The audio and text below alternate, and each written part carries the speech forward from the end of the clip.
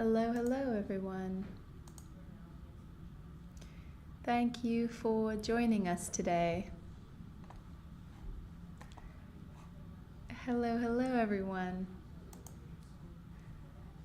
Thank you for joining us today. We're just going to get started in just a moment. Just waiting for everyone to make it for today. And then we can get started. So today's lesson is going to be on the theme of love and longing from The Great Gatsby, which is one of the most common Key Stage 5 English texts. This is not our first lesson on The Great Gatsby, rather our sixth on this topic. Previously, we've done an introduction that covered all of the context, the idea of the modern novel and the modernist novel in particular,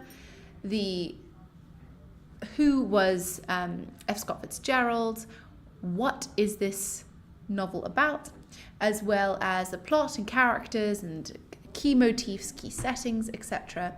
And then we looked at the key characters of Nick Carraway, Daisy Buchanan, and Jay Gatsby.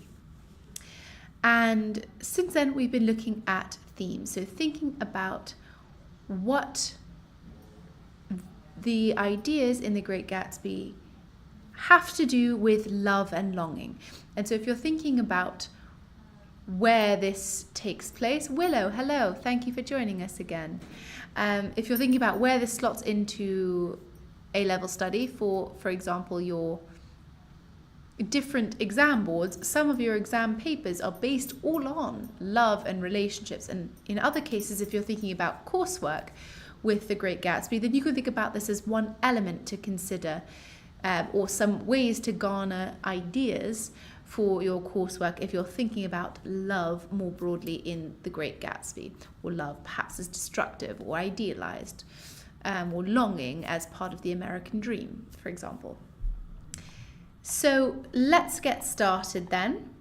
If this is your first lesson, I'm Eleanor. I'm one of the teachers at My Edspace, and I, alongside my other My Edspace teachers, have been providing free streams for Key Stage 5 students across the year, and content tailored to you and what you need for A-level to support you and your learning for A-level as you bridge that gap between Key Stage 4 and university and get prepared for what's next for you. So let's get started with how we can present love and longing. How are they presented in The Great Gatsby? Put your ideas into the chat.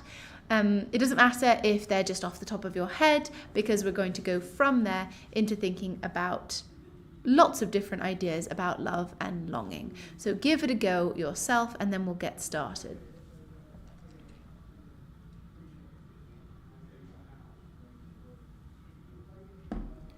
I can see some people typing away in the chat. Firstly, just to get it started, we can think about ideas about romantic love here. This fundamentally is a story, a love story, isn't it?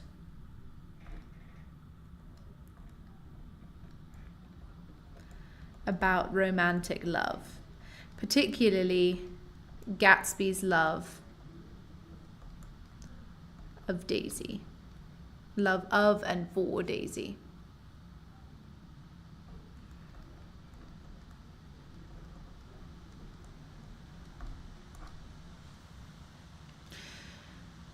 We can also think about this as a kind of love that is doomed to fail. If we think about fundamentally what this novel is about, it's about unrequited love. Perhaps because the requiting of this love is impossible. This idea of too much love, or idealized love that is thus doomed, is difficult. We can also think of that unrequited love as a form of longing, isn't it? That longing for something one can't have, or for the unattainable.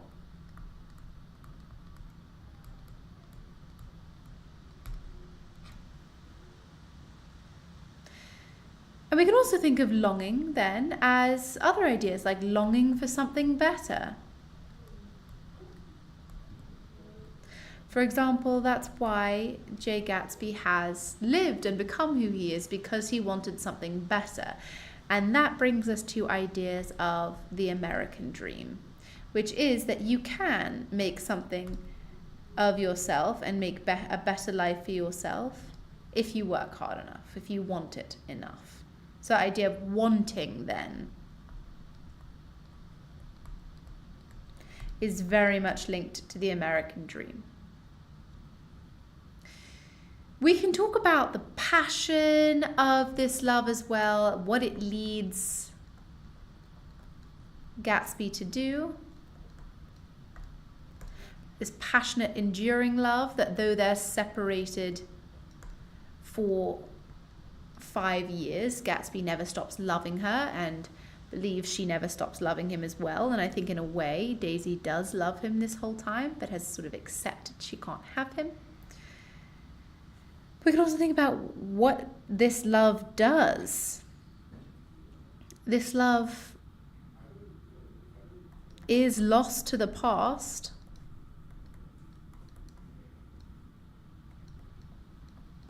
And that this is a problem with time and thus with yearning.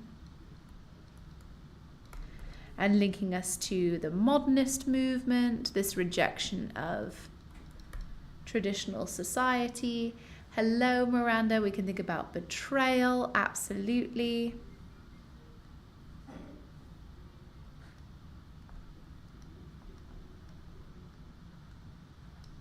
For sure.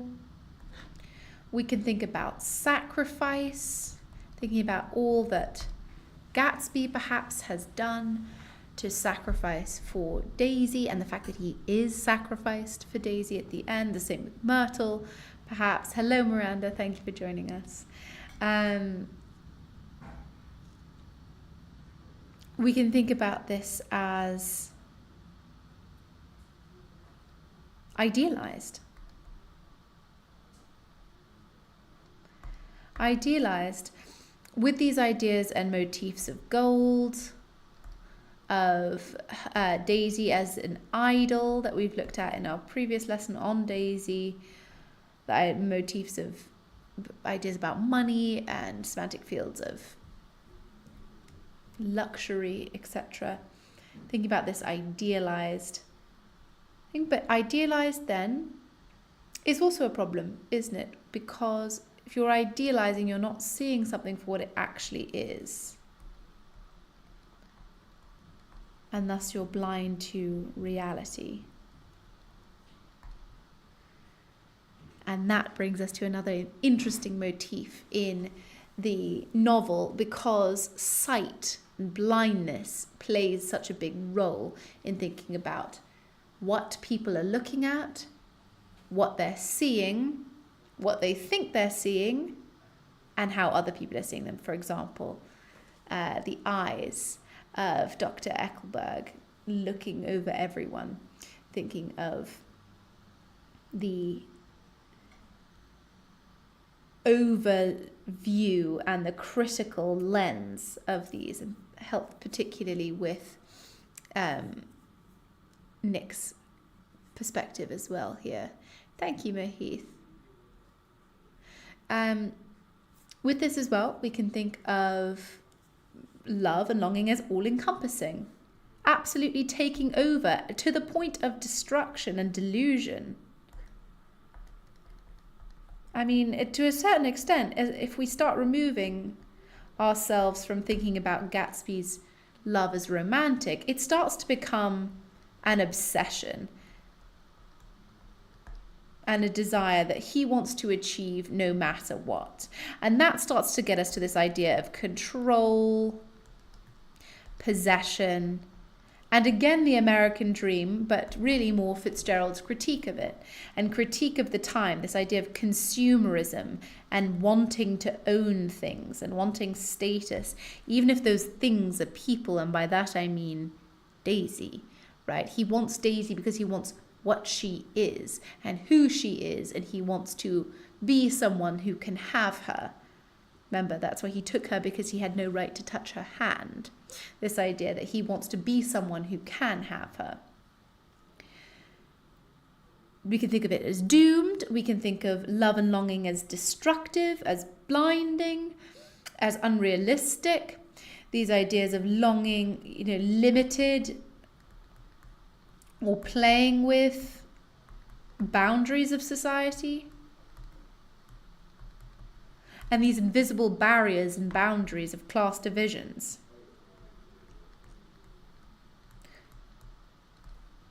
Particularly of class, because you can long to have a different class, but it seems that there are ways that you can never have it. Again, one of Chris Fitzgerald's critique of the American dream is that it seems like you can have it, but bitter experience has taught people that there are invisible barriers between the classes that preserve the upper class's power over society. We also definitely need to talk about the green motif, this idea that it's finally fulfilled, this link to consumerism, tradition, and financial security, particularly for Daisy, right? Because remember, this is a story mostly about Gatsby's love for Daisy, but this is also a way of talking, a story about Daisy's love and Nick's love and Tom's love and Myrtle's love. So there's a lot of different presentations of love here, and we're going to look at some of them now to get an idea of what they could be. It's hard to get, was it love or just obsession? Miranda, that's a question I'm afraid I cannot answer, because that is left up to your interpretation on purpose, right? That's something that the reader has to sit with and feel uncomfortable with as well. But of course, the central image for the theme of longing, we would have to say, is the green light. So this is the quotation that initiates this idea of the green light. So I'll read it to you and put your ideas in the chat. What stands out to you about this, and how does this link to longing? He stretched out his arms towards the dark water in a curious way, and far as I was from him, I could have sworn he was trembling. Involuntarily, I glanced seaward and distinguished nothing except a single green light, minute and far away, that might have been the end of a dock. Put your answers in the chat. What stands out to you about that?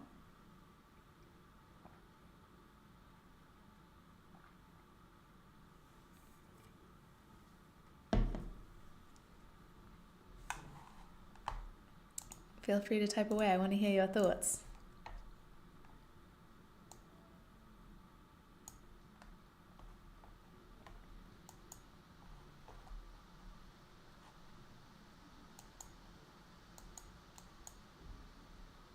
That longing, yes. This single green light. Okay, couple of bits here definitely to speak about. Firstly, he stretched his arms towards the dock. It's like he's seeking out to capture, to embrace, to reach. That's what he's doing here, right? He's attempting to grab, capture, embrace, reach something here. And in a way, this does seem romantic, right? He's trying to reach out to Daisy to touch her hand, for example. There's also this idea that he's reaching out to grab her and take her and have her and hold on to her. So then there's immediately, even before we know about Daisy, even before we know about their history, Gatsby at all, we haven't met him yet, we have this idea of twofold here, of this either really romantic, longing, devotion image here, or something a little bit more complex in thinking about this as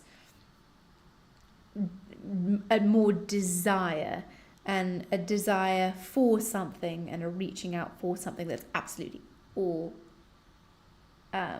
consuming.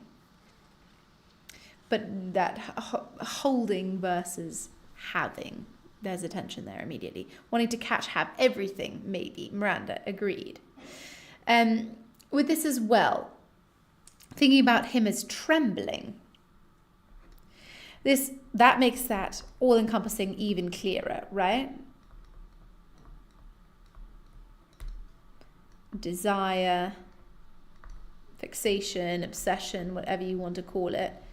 If he's trembling, then that means it has completely consumed him.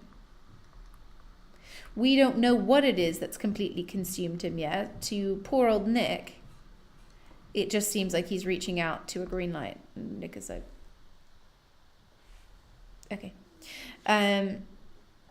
But this physically as well, which makes sense, because if we think about how much physicality there is in the novel, thinking about how affected Gatsby is, for example, his first meeting with Daisy, when that actually goes well and he's glowing, he literally glowed, how sick and pale he looks in the confrontation scene and after the car crash, etc. There's this idea that he really is a conduit for desire. He's something which desire acts through here. And it shows this urgency and desperation as well, that perhaps really does reflect the attitudes of the time period of the Roaring Twenties, where people really did want money, success, power, particularly people who there was no chance of them having it before, now suddenly had a chance, and they were told, if you just work hard, you can have it. So there's a level of urgency and desperation there. And then there's this single green light. What is that green? Look at that green. Why is it not a white light? Why is it not a yellow light? Why is it not a red light? Why is it green? It's green because, well, firstly, that's this idea, right, of life. Right, green, connotations of life. It's also connotations, yes, of money. Remember, in America, money's green. Of success. Of the American dream. But also of the past, of the past, and with that, of Daisy as well. Yes, he's reaching out to that light because he knows that light is where Daisy is in the dark. He can see that point and knows that's where her house is. But he's also reaching out for the past in which he had her, for their past lives that have changed, for the pre-World War I life, for this American dream he wants to achieve, for success, for money, for life itself, to have the life he wants, in other words, here. And it's interesting, again, because with this narration, we have this second layer here of this, where we have Nick's perspective on this, which is much more cynical, because Nick is only seeing a green light. If we saw this from Gatsby's perspective, or heard this from Gatsby's perspective, this would be a completely different story as well, right? If we thought about how he would describe the green light as this pinnacle of his love's connection to him, and she's reaching out to him and he's reaching out to her, and she's shining this light just for him, type of thing. No, we're hearing Nick, who is much more cynical at watching this longing, and thus we have an outsider perspective on someone trying to achieve these things, who is not like Nick, not like Daisy, not like Tom. So looking from an upper class perspective at a working class person trying to achieve these things, and just seeing that desperation, that urgency, that frustration. Talked about before, you mentioned money as well. I thought even like jealousy, green-eyed monster or something. I would say that could be an element as well, Miranda. I think you can't say that without talking about money as well, thinking about what the context is with this. But yeah, if we think about jealousy for what Tom Buchanan has, that he jealously wants Daisy all to himself, then yeah, absolutely, we can consider this an idea of jealousy as well, of covetousness, right? He covets, like you want something someone else has. for himself. So that's interesting that we have that perspective. So we're not actually caught into this beauty and mystery of the green light. To us, it's just a green light. For Gatsby, obviously, it's much more. And then this stretching out, paired with this idea of it being so minute and far away, and as far away you can see him trembling, it really shows this idea of longing and devotion, but also the distance between them. Because this green light, it's the way people look at it's like he's looking at the stars, right? But he's looking at a green light really, really, really far away from him. So it's like Daisy being as far away from him, and the life and the success he wants being as far away from him as the stars. But then that means that Daisy becomes a star for him as well. She becomes this idealized, distant light for him, that if he can just capture, if he can just reach out and get, he can have. It speaks very much to these kind of American maxims of, reach for the stars, work hard and you'll achieve. It's all this idea of reaching for something, but it is, and stars in particular, will always be out of reach for Gatsby. Right? You won't be able, no matter how much you want it, you can't achieve these things. So there's this idea as well of doom immediately with this longing, because he's reaching out for something in the past, and that this life, what he's reaching out for, Daisy, and the life that she had, the life they had together, doesn't exist anymore. He was rich, but remember, he's not rich enough to have her, because he's not intergenerationally rich. He's not old money rich. He's not a Tom Buchanan who went to Yale and whose father went to Yale, his father went to Yale, etc. He can buy all he wants. It doesn't mean he can achieve the status he wants. Exactly. And then if we're thinking about this not just as one idea, but as a motif across the novel, then we have a load of different quotations to use to talk about this. This is our first one again, talking about this green light we're reaching towards, or Gatsby is reaching towards. And then when he says it to Daisy, when giving her the tour, he's just got her, so he's just presumably grabbed his star, achieved it. He says, "You always have a green light that burns all night at the end of your dock." Daisy put her arm through his abruptly, but he seemed absorbed in what he had just said. Possibly it had occurred to him the colossal significance of that light had now vanished forever. Compared to the great distance that had separated him from Daisy, it had seemed very near to her, almost touching her. It had seemed as close as a star to the moon. Now it was again a green light on a dock. His count of enchanted objects had diminished by one. Here then we have him confessing that he has seen this light at the end of the dock of hers and knows it's hers, and he doesn't say he's reaching out for it all the time, but he feels he's revealing that he has been longing for her here. And he has the reaction that he wants. He gets her. She puts her arm in, presumably because she's so moved. The fact that she knows that he has clearly been longing for her for a long time and waiting for this for a long time. And, initiates intimacy, sort of holds closer to him. But at that crucial moment, literally even shown in the construction of the sentence, but he seemed absorbed in what he had just said. So at the crucial moment, Daisy loves him back, wants him back, etc. He's actually again fixated on the green light. And this goes to show this green light is always out of reach. Just like Daisy is always out of reach. Even if she thinks he has her now, this idea of not achieving the satisfaction that he expects to have. And that's partly this link with the American dream as well. This idea of going faster, harder, stronger, for longer, etc. is this idea of the American dream is this question that Fitzgerald poses to us of, is the American dream even achievable? And in this moment, it seems like no, because he has got everything he's wanted for the last 5 years as one goal.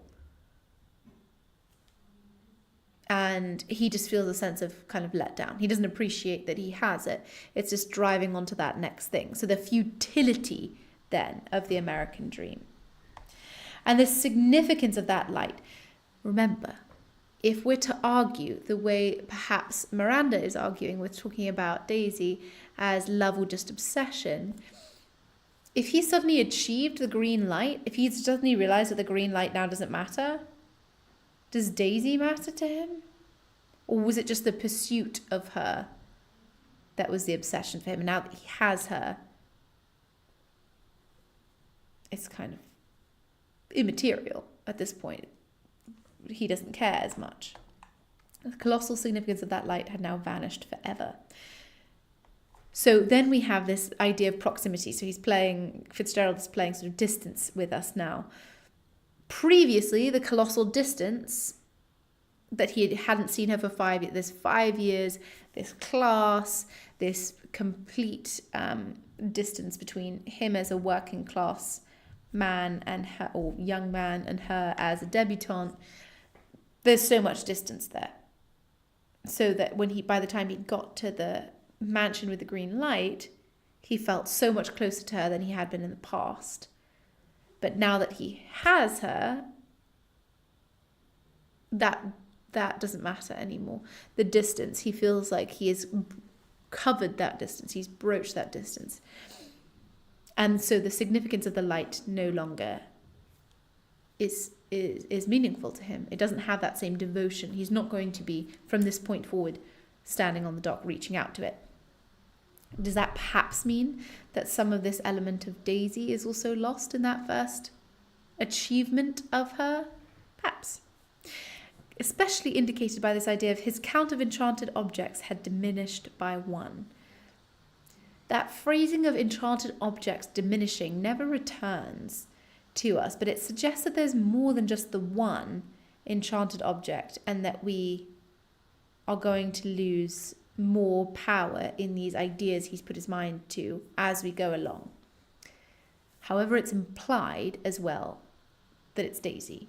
That later, this enchanted object, this fixation he has on her as a distant idea, is lost. She no longer becomes this enchanted object for him anymore. Again, speaking, if we're thinking with a feminist lens of enchanted objects, perhaps she was just another thing for him to take and achieve and have to show that he did this. It seems more obsession. Miranda, I do suggest you take a look at it perhaps over break or something, because I'm interested to know what you think. Then finally, this is in the last couple of lines of the novel. And again, think about how this changes things again. And as I sat there brooding on the old unknown world, I thought of Gatsby's wonder when he first picked out the green light at the end of Daisy's dock. He had come a long way to this blue lawn, and his dream must have seemed so close that he could hardly fail to grasp it. He did not know that it was already behind him, somewhere back in that vast obscurity beyond the city, where the dark fields of the Republic rolled on under the night. Gatsby believed in the green light, the orgiastic future that year by year recedes before us. It eluded us then, but that's no matter. Tomorrow we will run faster, stretch out our arms further, and one fine morning. So we beat on, boats against the current, borne back ceaselessly into the past. Thank you, Shivam. It's very kind. Okay, so this is Nick. Gatsby is dead. Daisy is gone. And he's thinking, as he's preparing to leave, about this wonder of Gatsby's, when he thinks, oh, he must have felt so much when he finally realised how close Daisy was to him compared to previously. he'd come a long way to this blue lawn. Interesting, not green lawn. We have fixation on the green light.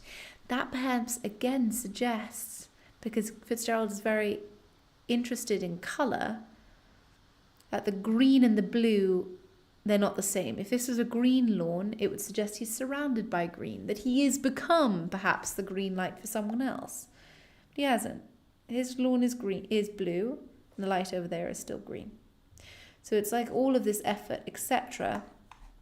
His dream must have felt so close he could hardly fail to grasp it. This idea of he's got the mansion, he's got the lawn, he's got the money, he's got the reputation, he's got the status in society, he's got the Oxford link, etc. That it all feels within reach, like that star is just able to be grabbed. Very American dream as well, again, right? This idea that he had worked so hard to get here, and it feels like he's just about to get these, just about to achieve it. He's going to become someone who's achieved the American dream, the hope for everyone, raised in that culture. He did not know it was already behind him, somewhere back in the vast obscurity beyond the city where the dark fields of the Republic rolled on under the night. This idea that he'd lost it. So this idea of then the intangibility, the fact that you can't grasp this American dream and that it's something that can't be achieved. Perhaps this idea of the dark fields of the Republic rolled on. Remember, his family were farm folk. Maybe it's this idea that he can't achieve the American dream because his past has determined it as such. That he was born working class, so he can never achieve the American dream the way that he wants to. And that the American dream in the 20s was no longer the thing that the founding fathers, etc., of America had hoped. And maybe it never was. That it was only some people who are meant to get ahead, not everyone. And usually that depends on opportunities like class. But as we say, Gatsby believed in the green light, the orgiastic future that year by year recedes before us. Interesting phrasing there with the juxtaposition. Orgiastic future, that idea that this out of control, abandoned, crazy future recedes. So in other words, moves back year by year before us. Is that recedes into the past? And this is a comment on time, or is that like it gets harder and harder to achieve every year? So we keep reaching out to grasp it more and it gets further and further away. It eluded us then, but no matter. Tomorrow we will run faster, stretch out our arms further. This sounds, again, very much like Gatsby, right? And like the American dream. We will, okay, we didn't get it today, but we'll keep working and someday we'll achieve it. And then if one fine morning, and it cuts off, and we spoke about this in a previous lesson, this idea that one fine morning, it cuts off. It doesn't say one fine morning we'll achieve it.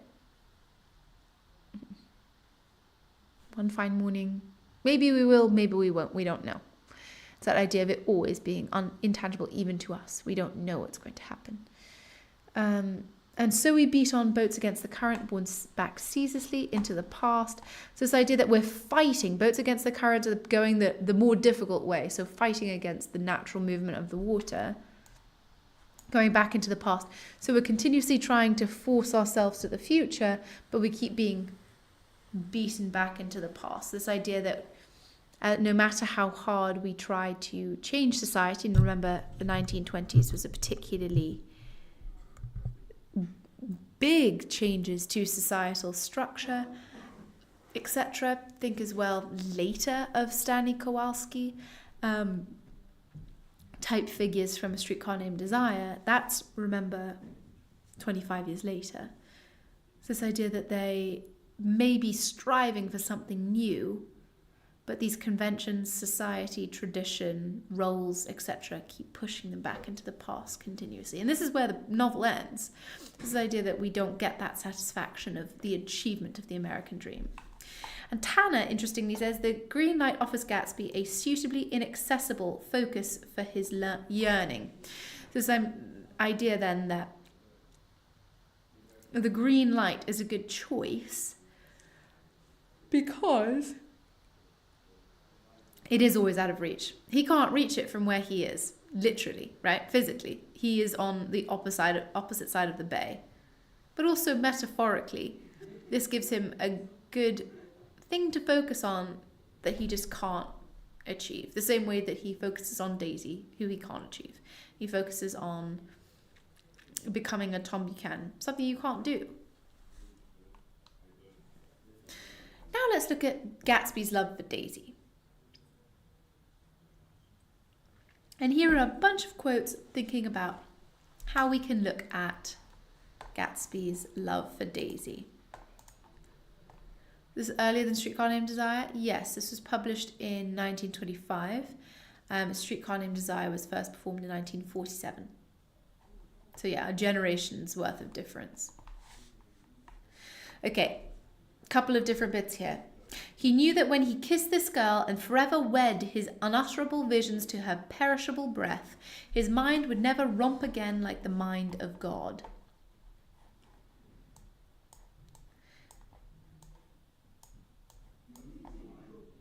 Okay, so a couple of different ideas here with this. Firstly, this idea of kissing, this romance linked to devotion, obsession, love, etc. But there's a simple thing of a kiss bonding or setting the fate, determining the fate of Gatsby. And in a way it does, doesn't it? It's Gatsby's whole trajectory is catalyzed by meeting Daisy, kissing Daisy, and thus becoming obsessed with Daisy. And he wed his unutterable visions to her perishable breath. Here, a marriage word, wed, being used to tie his vision, the visions he can't even speak about. Is that because he doesn't have a clear idea of them? Maybe, but it doesn't seem so based on who Gatsby is. So perhaps more that they're so impossible, they're so outrageous, outlandish that he can't say them to her or to anyone. To her perishable breath, her, like it's going to perish, it's going to go bad or die. Forever wed, perishable breath. He's marrying forever to something that is only temporary. So again, this idea of doom immediately. And the fact that he is putting, in other words, or projecting all of his hopes for this future, all his visions onto her, and onto her perishable breath, onto the fact, onto her human self, who, like other humans, will die. And with breath, we think this idea of even shorter, right? Perishable breath. How quick does breath take to perish? A second. And his mind would never romp again like the mind of God. So he would never be romping, like moving playfully, powerfully through like the mind of God. Remember when he was described at 17, it was like the Platonic image of himself, that he had emerged, and all these ideas of him as Jay Gatsby rather than Jimmy Gatz had emerged. He was a son of God, it was described. Now it's the mind of God. So this idea of him being all-powerful, creation, omnipotent, etc. He is no longer God. He is now devotee. He is now obsessed, fixated, determined, and absolutely idolizing Daisy. So it's not, he is no longer God, she becomes the God. Krishna, it's a difficult question to answer. Yeah, it's a difficult question to answer. I'm afraid not one I can answer right now. So have a look perhaps on your own. But if you're looking to study English at Harvard or for preparing for that level of study, then you can come back to here, if that makes sense. Another way of thinking about Gatsby's love for Daisy. He said he's read a Chicago paper for years on the chance of catching a glimpse of Daisy's name. So this idea that, again, he becomes this kind of obsessed person. He's reading newspapers every single day for years just to see if he can find her name in the society section, which there used to be in newspapers, where it would talk about, the rich and famous and what they were doing, like a gossip column. Interestingly, though, he says he's done that. We don't know if he actually has done that because Gatsby lies, and we know that. And the Chicago paper, this idea that her celebrity, her reputation is important to her and also to him, that he wants to know what is being said about her. And again, this provides a bit more of a sinister reflection on Gatsby, doesn't it? Because it does seem a bit obsessive. None of them cares that they're married, like Tom or Daisy, Miranda, 100%. This one as well. The modesty of the demand shook me. He had waited 5 years and bought a mansion where he dispensed starlight to casual moths so he could come over some afternoon to a stranger's garden. Interesting. The juxtaposition here, the modesty of this demand shook me. All he wants after 5 years is for Nick to have Daisy over for tea so he can run into her. It's like, this man is so powerful, so impressive, so amazing. He's done all of this and he just wants to sort of run into her by accident. That is shocking to Nick, but shows this idea of the humility, perhaps, and this idea of his devotion as well, and perhaps shows the romantic in him as well. He'd waited 5 years, bought a mansion, he dispensed starlight. Now he has captured that starlight, right? So again, this motif of stars is so interesting again. And light, he is spreading this light, but remember, in hope of attracting a specific moth. Daisy's always in white. Daisy is a moth attracted to a flame. Is she attracted to wealth and success and power? Yeah, absolutely. And he's trying to capture that again. But what happens to a moth when it is drawn to a flame? It's damaged, right? It's killed, it's hurt. So this idea then of that doom as well of all of this dispensing starlight. The next, Daisy's face was smeared with tears, and when I came in, she jumped up and began wiping at it with her handkerchief before a mirror. There was a change in Gatsby that was simply confounding, so simply, shocking. He literally glowed. Without a word or a gesture of exultation, a new well-being radiated from him and filled the little room. Interesting. Again, because we have Daisy, who's obviously been crying. And this idea of her being smeared with tears. We've spoken about this before when we spoke about Daisy. This idea that this image of her has suddenly, or her perfect face, perfect reputation of the world, her facade, in other words, has suddenly been wiped away or been smeared, been interrupted, and she's been revealed as her true self, the girl who was in love with Gatsby and didn't realize he was alive, etc., but perhaps also regrets the fact that they've lost so much time together. She's crying. He is literally glowing. And that already, we're thinking, you would hope that he would be upset that she's upset, etc., or he wouldn't want her to be upset. But he literally glowed. He is a light, in other words. He has achieved the American dream in this moment. He has done everything. He's come across Daisy by accident and got her to say that she loves him still. He's done it. And this is the presentation of the American dream. And again, a link to this light of success, achievement, happiness, wealth. The American dream. He's done it because Daisy is his American dream, remember? Because she symbolizes for him everything that is the American dream. This new well-being radiated from him. So it's this idea of it spreading, it's infectious, filled the little room. It's this presence then of success and achievement and happiness, I would say as well.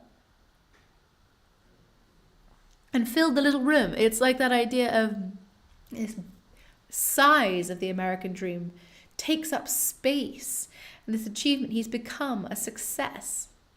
And that contrasts in that little way with the little room, because Nick isn't as successful, right? He hadn't once ceased looking at Daisy. And I think he revalued everything in his house according to the measure of response it drew from her well-loved eyes. Sometimes, too, he stared around at his possessions in a dazed way, as though in her actual and astounding presence, none of it was any longer real. Once he nearly toppled down a flight of stairs. So interesting. Again, we've got sight being played with here, because he is completely fixated on Daisy. He can't stop looking at her. And he is looking at everything else through her eyes. But interestingly, he revalued everything in his house. So that means it now has a new material value based on how much she likes it. Remember, after she doesn't like the party, he ceases doing parties. So it's like everything in this idea of consumerism and capitalism in the American dream is on shifting sands. And by that I mean it is subject to change with the whims of the upper class. But he is so fixated on that nothing else matters to him. He's so fixated on achieving her that all these things that he has, that for example his father is so impressed by, don't matter to him anymore, because he's now got the next thing. He's got the ultimate thing. But also, it causes him harm. It means that he cannot see. He's looking in a dazed way. So it's affecting his vision. It's affecting his clarity. And he almost falls down his flight of stairs as a result of looking at her too much.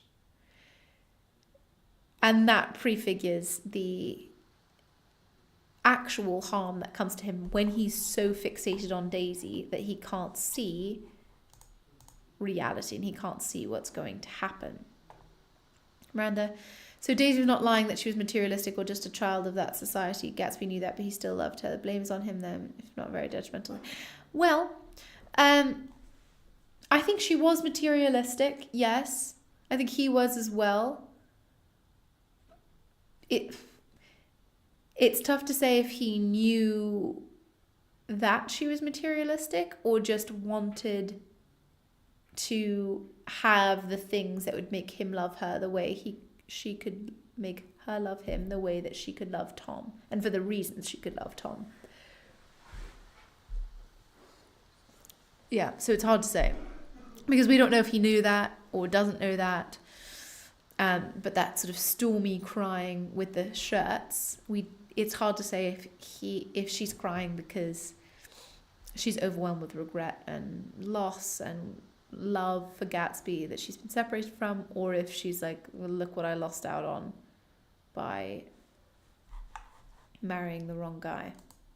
And I could have had love and also nice things.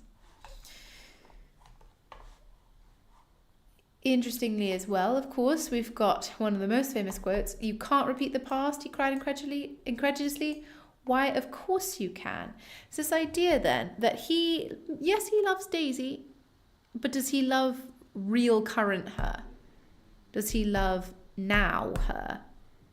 Or does he love 18-year-old her, who is no longer existing because she's a human who has continued to age? So going back to that idea of her humanity is in question in his eyes. And it's like he can't even understand this, right? He can't understand. And it's one thing for him to want to go back to the past. It's another thing for him to demand that or to expect that she can just go back 5 years and forget everything of the last 5 years. As she says, that's too much to ask. And he says this, and he says, in the confrontation scene, you love me too, he repeated. The words seemed to bite physically into Gatsby. It's this idea that his idealization of her has led to this idea that he can't accept that she could possibly love Tom as well. And this, to me at least, seems unfair, right? That you can't expect people to go back to the past, but also this disillusionment, so this falling of these illusions for Gatsby bites physically into, so that's the hurt, the harm, the damage that her doing her best, i.e. saying, yes, I did love my husband at one point as well as you when I was 18, is physically harmful for him. And again, stares, bite, then we're going to have him being killed as well. So this idea of violence in response to this over-encompassing love. And then this is in the afternoon of him being killed, and I can move myself a little bit out of the way for a moment. I have an idea that Gatsby himself didn't believe it would come, and this is the phone call from Daisy. And perhaps he no longer cared. If that was true, he must have felt that he had lost the old warm world, paid a high price for living too long with a single dream. This is a tough bit, right? And often something that's overlooked is that by the afternoon of the day after the car crash, Gatsby perhaps doesn't think that Daisy is actually going to call him. And maybe he doesn't care anymore. Maybe he's realized finally that this was over 5 years ago and that he should have moved on. And he no longer cared is wild if we think about this as the love story that it's touted to be. He no longer cared. He doesn't care about Daisy. 24 hours ago, he was saying, I'm going to look after her no matter what. You can't have her anymore. We're going away, etc. And so we do have to wonder, is it real? Was it real for him? Or was it just an illusion that's been shattered? And he doesn't even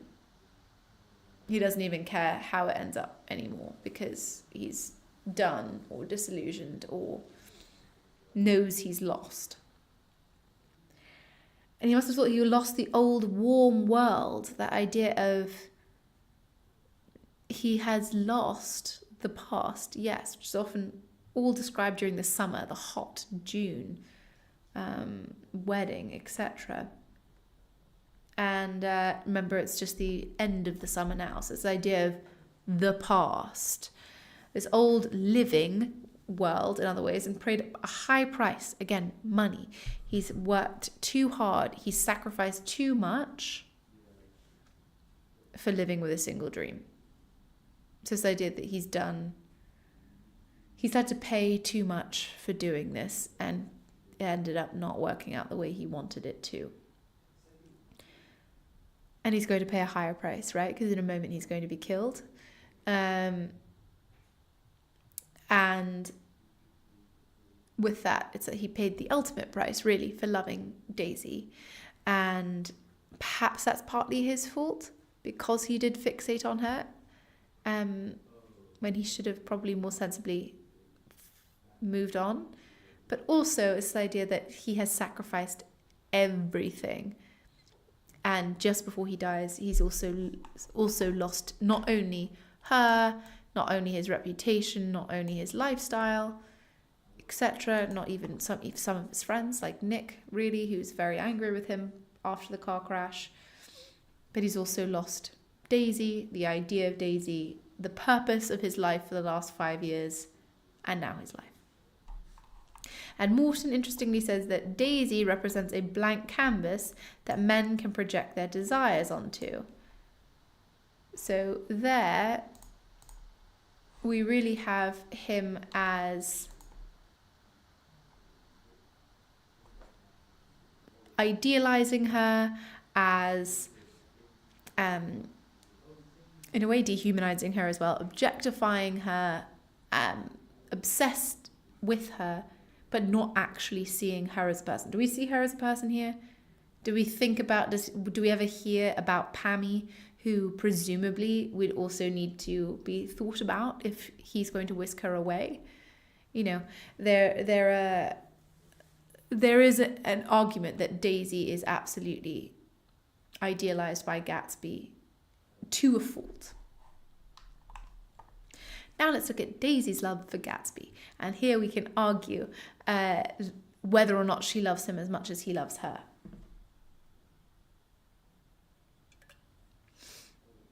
And here, for example, Daisy says, "Here, dearest." She groped around in a wastebasket she had with her on the bed and pulled out a string of pearls. "Take 'em downstairs and give 'em back to whoever they belong to. Tell 'em all Daisy's changed her mind. Say Daisy's changed her mind." She wouldn't let go of the letter. She took it into the tub with her and squeezed it up into a wet ball and only let me leave it in the soap dish when she saw that it was coming to pieces like snow. But she didn't say another word. We gave her spirits of ammonia and put ice on her forehead and hooked her back into her dress. And half an hour later, when we walked out of the room, the pearls were around her neck and the incident was over. Next day at 5 o'clock, she married Tom Buchanan without so much as a shiver and started off on a 3-month trip to South Seas.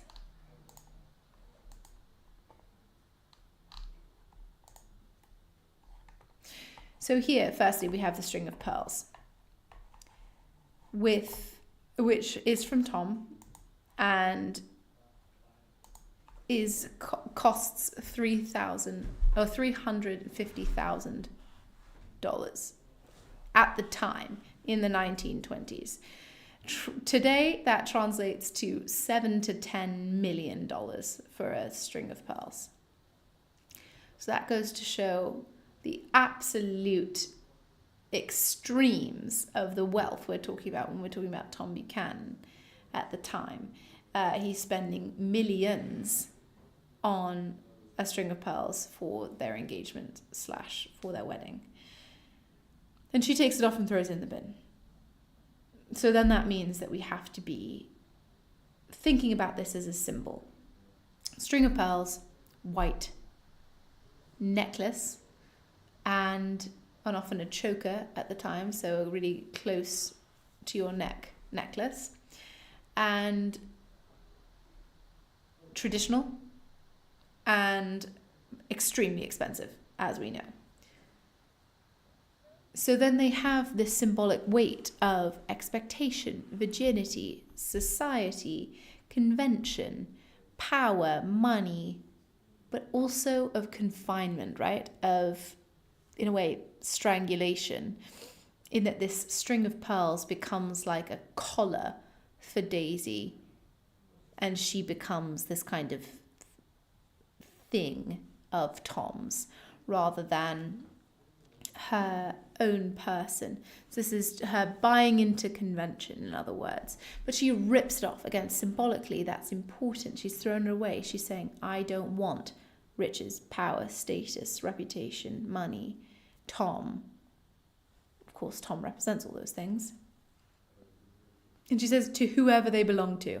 So she's so drunk she can't even think of Tom's name, especially in her anguish from this letter, which goes to show how unimportant Tom is to her, in contrast to Gatsby at this time when she's 18 or 20. And she said, Daisy's changed her mind. And we can see with that dialogue, which is infrequent for Daisy's character, that she speaks. She said she's changed her mind. She's insistent, but she's also so drunk that we can see this idea of forcefulness and urgency and frustration, but also pain. And she wouldn't let go of the letter. The letter is from Gatsby saying, I am still alive. I still love you. I've heard about the marriage, and don't stay with him, stay with me instead. And she wouldn't let go of it. So this idea that she then, if the string of pearls is Tom, the letter is Gatsby. The letter is fragile, prone to be damaged by its environment, and much more easily tearable. String of pearls is solid, is strong, not necessarily the string is strong, but this idea of this being a symbol of extreme power, whereas a letter is something much more, everyone can have that. So then he, Gatsby, becomes this letter. She squeezes it up so she won't let go of it. She's holding on to it. So she's holding on to Gatsby then. And she squeezes it up and she can't let go of it, even when it's become so damaged and wet.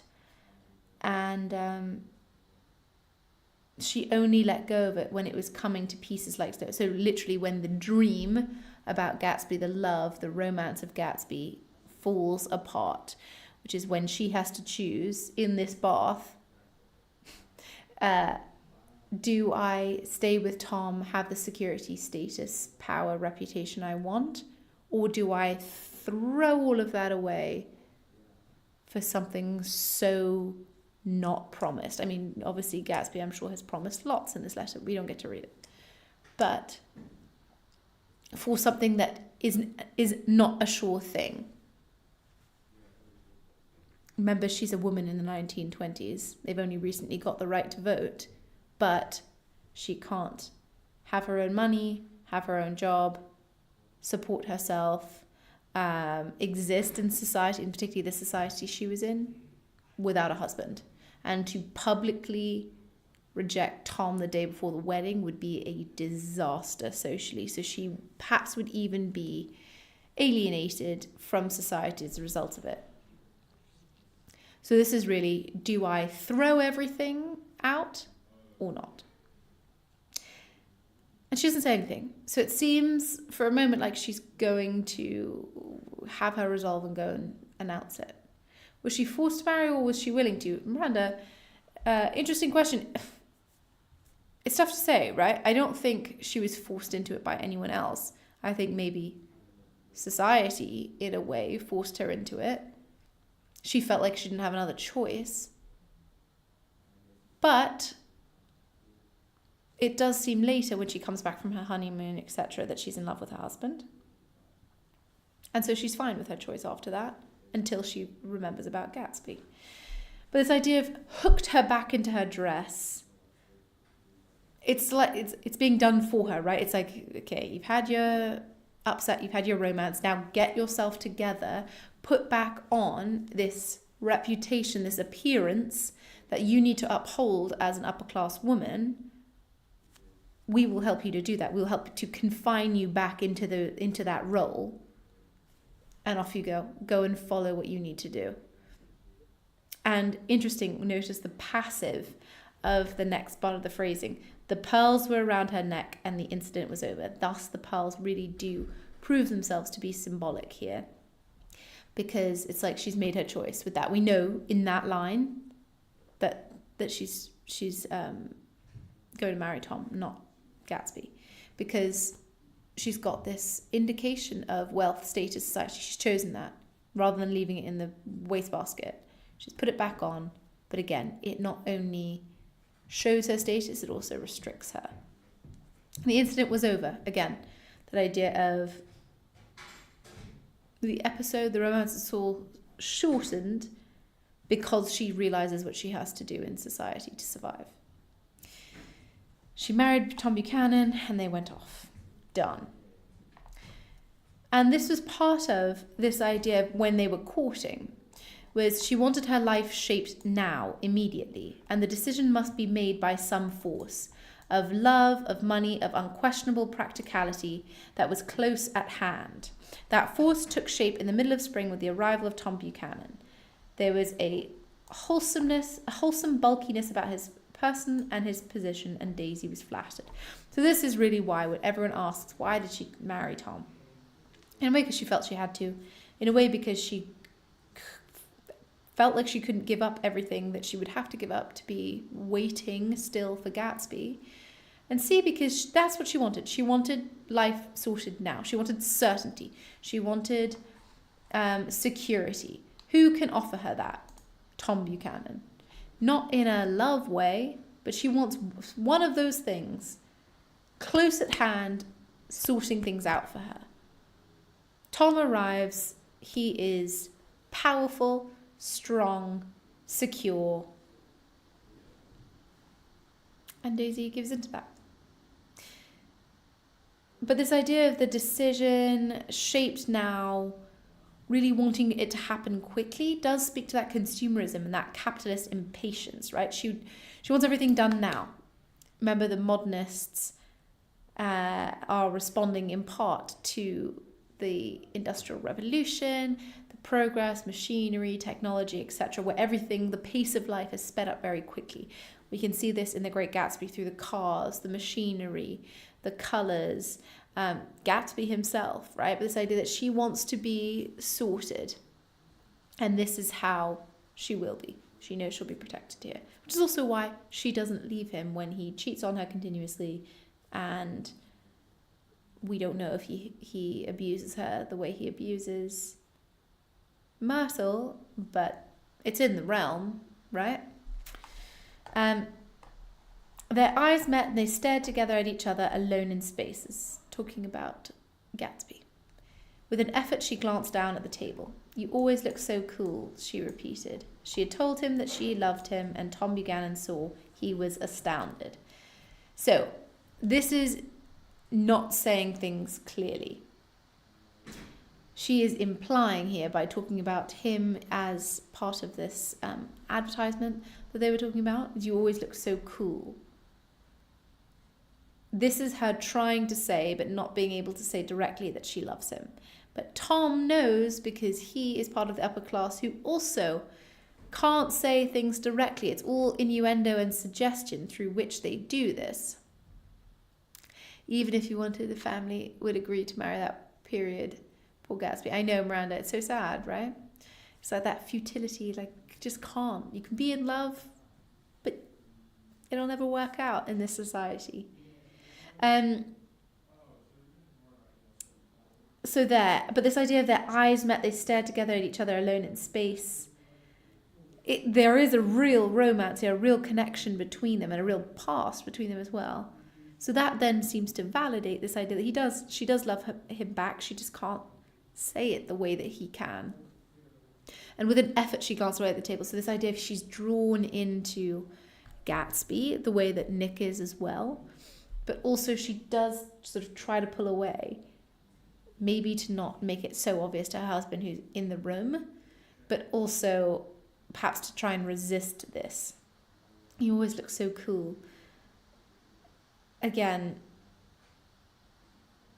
Tom here is interesting because he was astounded. It's like he can't believe that she would ever, and through all of his phrasing, talking about Gatsby, it's clear as well, that she would ever forego what he can offer for what Gatsby can offer, or what he could offer, or who he is. He can't believe that someone would make that choice. And in a way, he's right, because she doesn't leave him. She disappears with him, frames Gatsby, and leaves him to be killed by George Wilson. And this further in the same confrontation, you never loved him. Notice the phrasing. We pulled this out previously.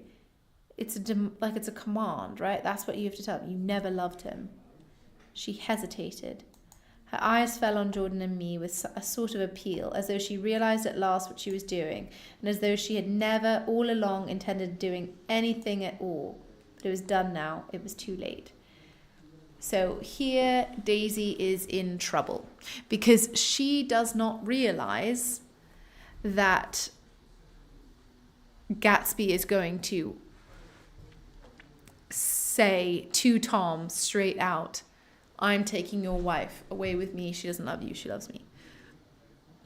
What a disaster, right? For this life Daisy has constructed for herself, where she has reputation, protection, power, safety, etc.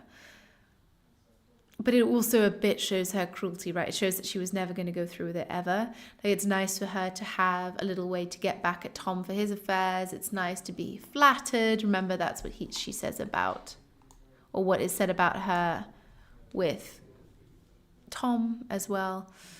And she doesn't want that. she knows she doesn't want that, and she can't say it. So again, like with the "you always look so cool," she can't say anything real. She can't say anything directly, and she feels trapped. That appeal, she doesn't want to go with Gatsby. She wants the safety and protection here. She doesn't want to be associated with all the nouveau riche people, etc. She was never going to do anything, ever. She was going to have an affair behind Tom's back and tell Gatsby that she loves him so much, etc. She's never going to leave him, ever. The same way that Tom is never going to leave Daisy for Myrtle.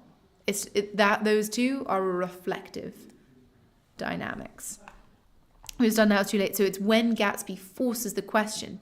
It's like when Myrtle tries to say Daisy's name and it's responded with violence, it's responded with sacrifice there, where it's, you're pushing yourself too far here. And then this is Tom. He was talking intently across the table at her, and in his earnestness his hand had fallen upon and covered her own. Once in a while she looked up at him and nodded in agreement. They weren't happy, and neither of them had touched the chicken or the ale, and yet they weren't unhappy either. There was an unmistakable air of natural intimacy about the picture, and anyone would have said that they were conspiring together. So here it's really revealed, here and in the previous quotation, that Daisy is careless, right? She says things she doesn't mean, like, I'm paralyzed with happiness, and now it's all coming to have real consequences and she has to get out of them. And this is Tom talking the night of the accident, and his hand had covered hers. He was sort of talking, and then it had covered hers. And is that love? No. Is that anything other than happenstance, really? Yeah, probably. I don't think it's even really comfort. He's just, holding her hand in this conversation. But it's interesting that it's covered and fallen upon. It's that idea of descent on her and covering her. So again, he's sort of taken his control back over her. Her hand is being covered by his, and thus he is in control and he has her back. She might have been slipping out of his hands, out of his grasp, but he's got her back. And she is looking down, but then she keeps looking up and nodding. So again, very sort of childlike in that movement there. And yes, she might not be happy, and yes, she might be looking down and upset. The way she was in the bath, she's nodding, which means that, as we find out later, when we know what the plan is, that she's agreeing with everything that Tom is saying, which is, you're not leaving me. Myrtle is dead, and Wilson thinks that this car was the car that was responsible. We need to leave now. We need to be finished with all of this, because someone is going to go down for Myrtle's death, and it's not going to be you or I. It's going to be, then, by proxy, Gatsby. And she agrees, which means she sacrifices Gatsby here. So does she really love Gatsby? Could you do that to someone you really loved? I don't think so, right? And it's hard because she says they weren't happy. Okay, they're not happy the way that Daisy wants to pretend they are, and that Gatsby is with Daisy. But they weren't unhappy either. They just prioritize other things other than happiness here. That's it. They're not focusing on happiness, they're focusing on reputation, etc. This idea of natural intimacy and conspiring together, it's like they go together because they're both, as Nick says, careless people. And they're both upper class people, and they both know how to get what they want and how to protect themselves at the expense of others. And then here, I waited, and about 4 o'clock she came to the window and stood there for a minute and then turned out the light. Here, Gatsby is waiting until 4 o'clock in the morning, standing outside of Daisy's room to make sure she's okay, because he's worried that Tom will try and argue her out of leaving him. So he's standing out all night, and the bedroom has pink light shining out. That pink light is romance. Again, he's looking up at her. He's sort of this knight, this damsel. He's devoted to, or even perhaps the Grail that we talked about last lesson as well. He's devoted to. And so the signal was that she would turn the light on and off. She comes to the window, looks out at him, sees him there, still devoted to her, still waiting for her, still checking she's okay, and turns off the light. Which means, again, that she has seen him for the last time and she's turned off the light. It's like she's finished things with him. The same way that she's been hooked back into her dress, pearls on, marries. Letter in soap dish. Done. There's a cruelty there, absolutely, and a callousness that seems really, really sinister if we think about it that way. But also perhaps it's this idea that she's on the inside, in the house, in the light, he's outside in the dark. That separation between them again, it's never going to work. Maybe she's realised that. And Nick finally says they were careless people, Tom and Daisy. They smashed up things and creatures and then retreated back into their money or their vast carelessness, or whatever it was that kept them together, and let other people clean up the mess they'd made. So here, Tom and Daisy are equal in how bad they are here. And that initially seems difficult, right? Because it seems like Tom is way worse. He punches Myrtle. He frames Gatsby and gets him murdered as a consequence, etc. He's terrible, horrible, etc. But Daisy is on par with him. She killed Myrtle and framed Gatsby for it, or at least didn't stop Tom from framing Gatsby for it. She is as careless as Tom here, which goes to show this upper class society, even the people who are sympathetic, are still careless. It's the same with these smashed up these things and creatures and retreated back into their carelessness, whatever it was that keeps them together. So whatever it is that's uniting them, maybe it's not even power, maybe it's just the fact that they both think about people the same way. Other people clear up after them. And Fraser says Daisy is torn between the desire for personal freedom and the need for stability. That is the tearing between Gatsby and Tom, isn't it? Is Gatsby is freedom, Tom is stability. And then finally, just looking at Myrtle and Tom's affair as well. This is a different element to think about. Because Myrtle, for example, looks at her husband, George Wilson's suit, as something borrowed, never told him about it, and she lay down and cried all afternoon. So this idea that material possessions, etc., matter a lot to her. And she cries when she feels she hasn't got the access to that. Remember, Myrtle, very similar to the other characters, is also extremely materialistic, extremely possessive. She wants a better life. In a way, she's also similar to Gatsby, and she'll take whatever it is to get it. In this case, having an affair that impacts 2 marriages in order to do that, because she's so dissatisfied with her current situation. So she's like 17-year-old Gatsby here. And this is her talking about Tom. He had on a dress suit and patent leather shoes, and I couldn't keep my eyes off him. Every time he looked at me, I had to pretend to be looking at the advertisement above his head. So here we've got consumerist culture so clearly, right? And through a character who is less sympathetic, perhaps in Fitzgerald's presentation, than some of the others. She's focusing on his appearance, his clothes, the things he has, and then when she's trying to say she's not looking at him, she's looking at an advertisement. So again, at more consumable things. So that she's absolutely fixated with things. We don't even know in her mind what Tom looks like. She doesn't describe how handsome he was, etc. It's the clothes that make the man, supposedly. We've seen this quotation before. Impassioned voices, Mrs. Wilson had any right to mention Daisy's name? I'll say it whenever I want to. Daisy, Daisy, Daisy. He breaks her nose with his open hand. It's this idea that when she threatens his authority, he uses violence to put her back in her place. What she wants is a better life, a life where she and Daisy are equals, so she can have what Daisy has, i.e. Tom and the life that Daisy has. But when she tries to get it, she's met with violence. And this makes her very similar to Gatsby. But Myrtle and Tom's affair also makes someone else sick. He discovered that Myrtle had some sort of life apart from him in another world, and the shock had made him physically sick. This is George Wilson here.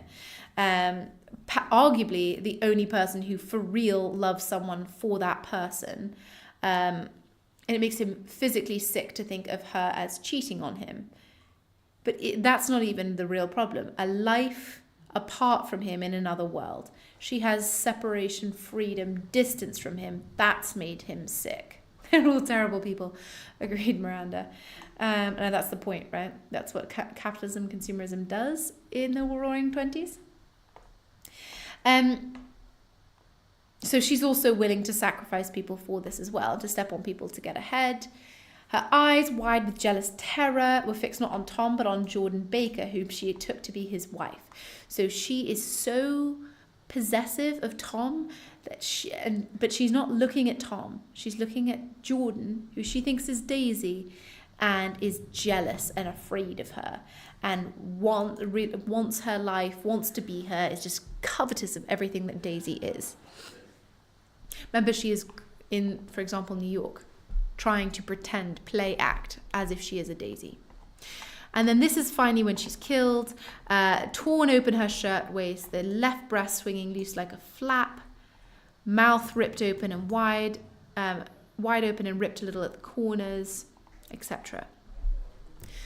And this is a really violent image, speaks to the consequences of trying to have this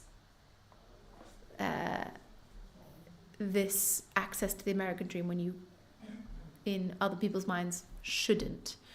Cavendish says, Daisy is superficial and affected, Jordan cool and aloof, Myrtle coarse and vulgar. So this idea that because she is lower class, she is responded to differently, for essentially wanting the same things as all the other characters. Cavendish also says Myrtle's a pathetic figure, desperate to escape her conflicted circumstances. She wants something else, and she will do whatever it is to take it, even if that is running in front of a car. We don't know if that's for help to escape or if that's to be killed by the car because she has seen now Daisy and knows she can never have Tom. It's hard to say. And Parkinson says that Myrtle's accident with the car is a symbolic rape. So this idea that the violence done to Myrtle as a result of her pursuit of the American dream is as harmful, as destructive, as damaging, as sexualized as a rape here would be in its violence and its hideousness here. That is where we're going to have to leave our lesson for today.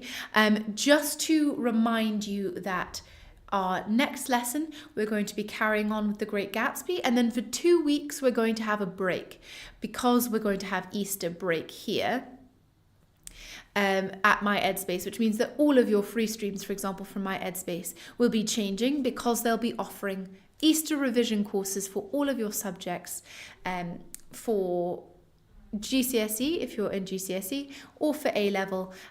A-level English looks a little bit different. We don't have an Easter revision course, but we are hoping to have some content ready for your cram or for your masterclass sessions for the end of the year, just before your exam, so you feel ready to attack and tackle those on the day really well.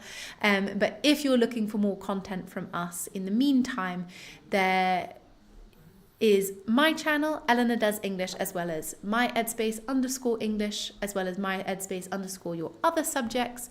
We've got history, maths, biology, physics, biology, chemistry, and maths, and further maths also for your delectation.